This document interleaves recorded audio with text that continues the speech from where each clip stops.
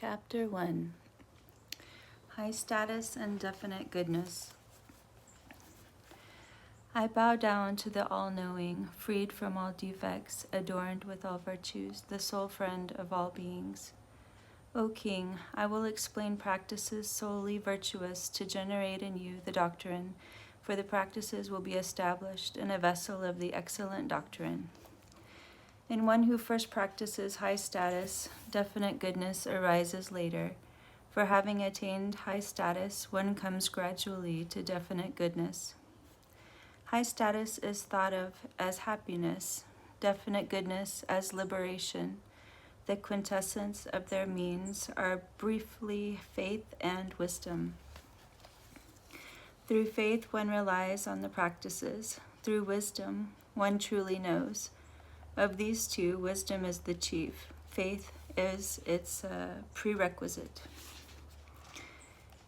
He who does not neglect the practices through desire, hatred, fear, or ignorance is known as one of faith, a superior vessel for definite goodness.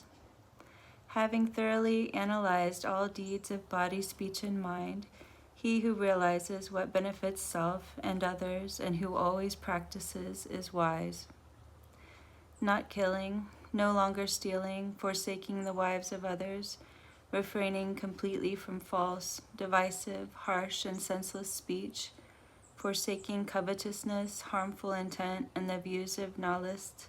These are the 10 white paths of action. Their opposites are black.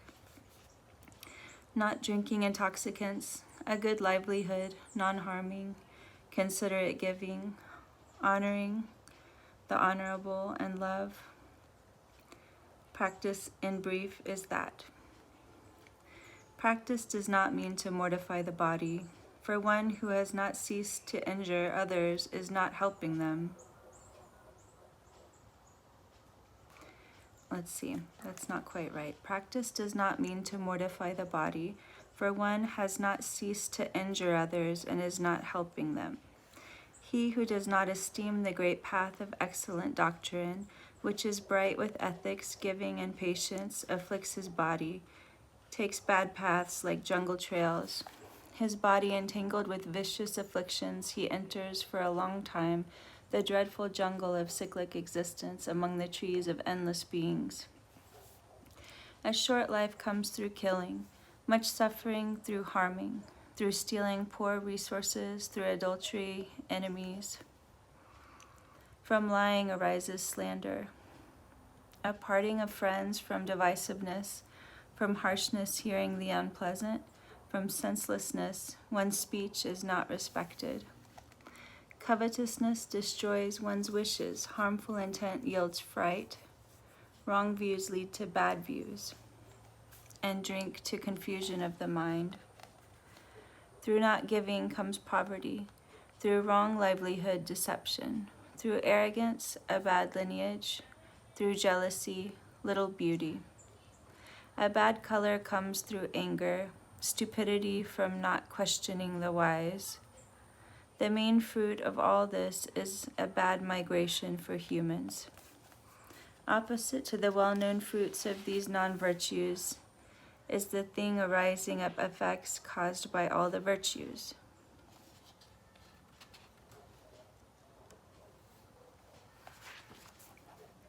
Desire, hatred, ignorance, and the actions they generate are non-virtues. Non-desire, non-hatred, non-ignorance, and the actions they generate are virtues. From non-virtues comes all sufferings, and likewise all bad migrations. From virtues all happy migrations and the pleasures of all births. Desisting from all non-virtues and always engaging in virtues with body, speech, and mind, these are known as the 3 forms of practice. Through these practices, one is freed from becoming a Helldensian, hungry ghost or animal.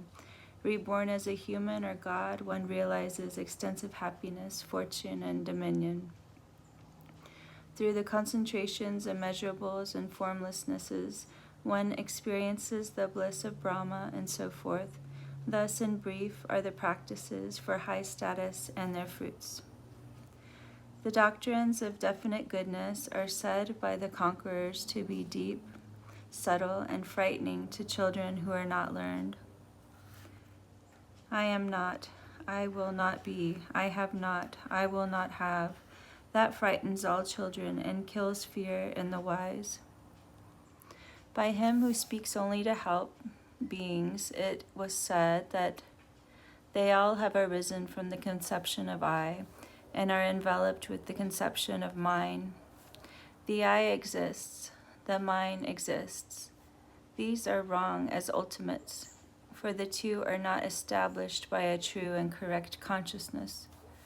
The mental and physical aggregates arise from the conception of I, which is false in fact. How could what is grown from a false seed be true? Having thus seen the aggregates as untrue, the conception of I is abandoned, and due to this abandonment, the aggregates arise no more. Just as it is said that an image of one's face is seen depending on a mirror, but does not in fact exist as a face, so the conception of I exists dependent on the aggregates, but like the image of one's face, in reality the I does not exist. Just as without depending on a mirror, the image of one's face is not seen, so too the I does not exist without depending on the aggregates. When the superior Ananda had attained insight into what this means, he won the eye of doctrine and taught it continually to the monks.